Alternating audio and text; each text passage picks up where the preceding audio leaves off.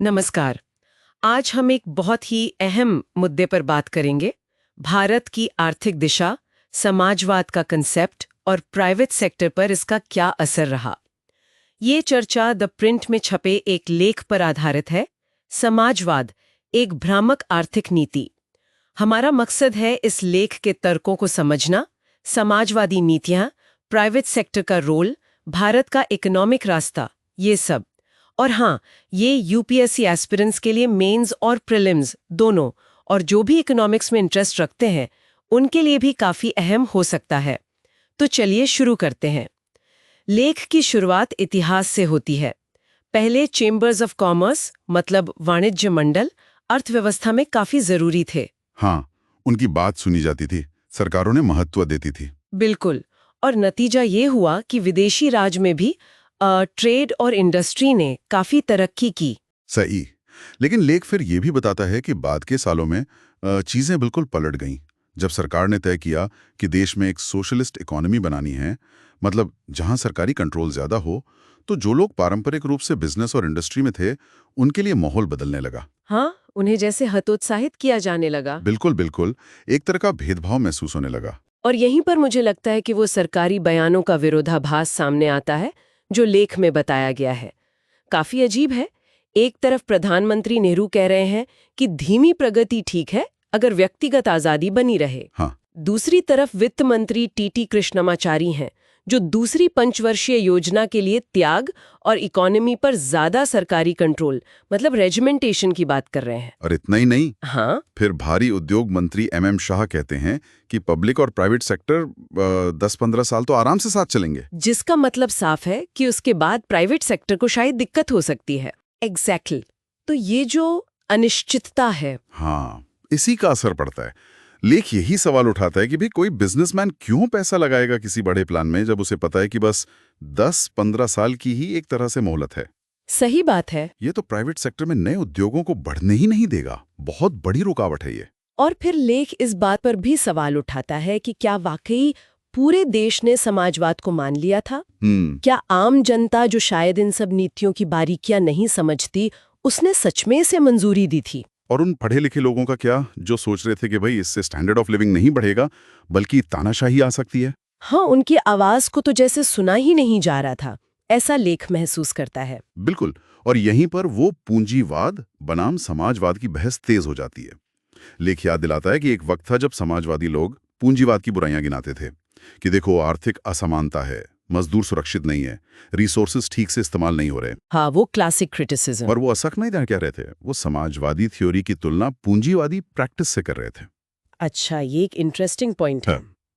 और लेख आगे कहता है कि पिछले कुछ दशकों में, खासकर केन्स के आइडियाज के बाद, जॉन मेनार्ड केन्स। हाँ, और वेलफेयर स्टेट का कॉन्सेप्ट जब पॉपुलर हुआ, मतलब जहां सरकार नागरिकों की सोशल और इकोनॉमिक सुरक्षा का ध्यान रखती है, बिल्कुल। तो पूंजीवाद की कई पुरानी दिक्कतें कम हुई, जैसे फुल एम्प्लॉयमेंट, रिसोर्सेज का बेहतर इस्तेमाल, असमानता में कमी, मजदूरों के लिए सोशल सिक्योरिटी, ये सब हुआ। सही कहा। और अब लेख के हिसाब से पासा पलट गया है। अब पूंजीवाद के समर्थक समाजवाद को चैलेंज कर सकते हैं। प्रैक्टिकल समाजवाद वो समानता लाने का वादा पूरा नहीं कर पाया। समाजवादी देशों में भी उतनी ही असमानता दिखी जितनी पूंजीवादी देशों में। और सबसे बड़ी बात, लेख कहता है, पूंजीवाद में आजादी है। सिर्फ मालिक के लिए नहीं, सबके लिए, मजदूर, प्रोफेशनल, इंटेलेक्चुअल, सबके लिए। लेख तो काफी सख्त शब्द इस्तेमाल करता है। कहता है कि अनुभव ने समाजवाद को गुलामी जैसा साबित किया है। लेकिन ये सारी बातें तो डेवलप्ड इंडस्ट्रियलाइज्ड देशों पर लागू होती हैं। भारत जैसी पिछड़ी अर्थव्यवस्था के लिए इसका क्या मतलब था उस समय? सही सवाल है। लेख यहाँ मार्क्स और दूसरे क्लासिकल समाजवादियों का जिक्र करता है। उनका मानना था कि समाजवाद से पहले पूंजीवाद जरूरी है ताकि देश इंडस्ट्रियलाइज्ड हो सके। अच्छा। हाँ, उनके हिसाब से समाजवाद के लिए एक अमीर और पढ़ा लिखा समाज चाहिए, वरना क्या होगा? पढ़े लिखे कुछ लोग अनपढ़ बहुमत पर राज करेंगे, तानाशाही। तो फिर भारत में क्या हुआ? यहीं पर लेख एक बहुत ही चिंताजनक बात कहता है कि ये जो नया आइडिया आया कि पिछड़ी अर्थव्यवस्थाओं में सीधे समाजवाद ले आओ, बिना पूंजीवाद की नींव रखे, मतलब मार्क्स की चेतावनी को अनदेखा कर दिया। बिल्कुल। और लेख के अनुसार इसका नतीजा भारत में दिखा। लोकतंत्र की आड़ में नेताओं और बाबुओं की आर्थिक तानाशाही पनपने लगी। एक तर्क ये भी दिया जाता है कि समाजवाद से तेजी से औद्योगिकरण हो सकता है।